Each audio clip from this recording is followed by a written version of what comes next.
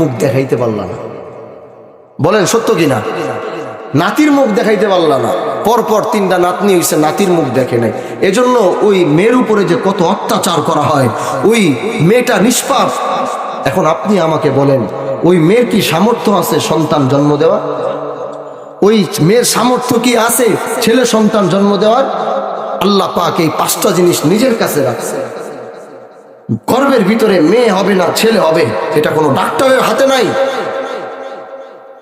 ডাক্তাররা বলতে পারে কখন, যখন ভিতরে কমপ্লিট হয়ে যায় তখন মেশিন লাগায় বলতে পারে পেটের ভিতরে মেয়ে আছে না ছেলে আছে।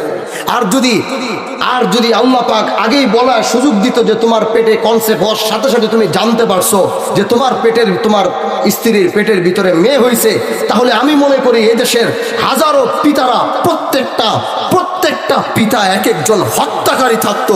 2 হত্যাকারী মেয়ে হত্যাকারী পিতা হইতো তারা, যে এক একজন 4-5টা করে নিজের মেয়েকে হত্যা করেছে। প্রত্যেকটা পিতাকে একটা হত্যাকারী থাকে। বলেন ঠিক কিনা ভাই? এই কথার সাথে আপনার একমত? কমপ্লিট হওয়ার পরে ডাক্তার কইতে পারে ছেলে না মেয়ে।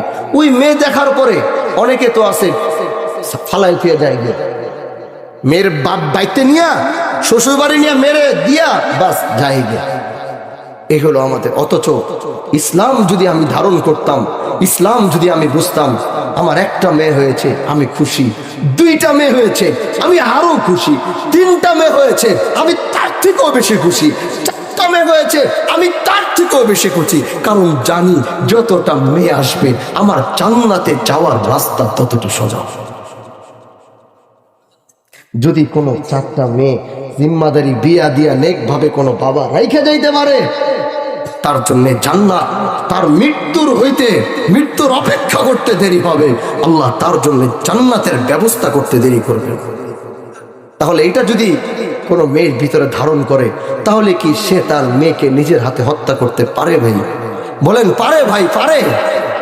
এই হচ্ছে আমাদের অবস্থা। এজন্য এই মহিলা মাদ্রাসাগুলাতে ভাই একটু দিবেন, আমার বোনরা একটু দিন শিখুক, দিন কাকে বলে, নিজের বাবাকে, স্বামীকে, সমাজকে কিভাবে চলতে হবে, একটা সন্তানকে নেককার ভাবে কিভাবে বড় করতে হবে, একটা মা পারে, একটা মেয়ে পারে। এজন্য মেয়েদের ভিতরে যত দিন থাকবে সন্তানরা তত নেককার হবে। বাবারা কি বাড়িতে থাকে? বলেন বাবারা কি বাড়িতে থাকে? এজন্য এই মহিলা মাদ্রাসার জন্য খেয়াল রাখবেন, এটা টাকা পয়সা যা জরুরত হয় এটা আপনারা সহযোগিতা কইরা এটাকে আপনারা চালায়া রাখবেন। মেয়েদেরকে দিবেন, আপনাদের সন্তানদেরকে আলেমা বানাবেন, হাফেজা বানাবেন। আল্লাহ যেন কবুল করে যারা এই মাদ্রাসা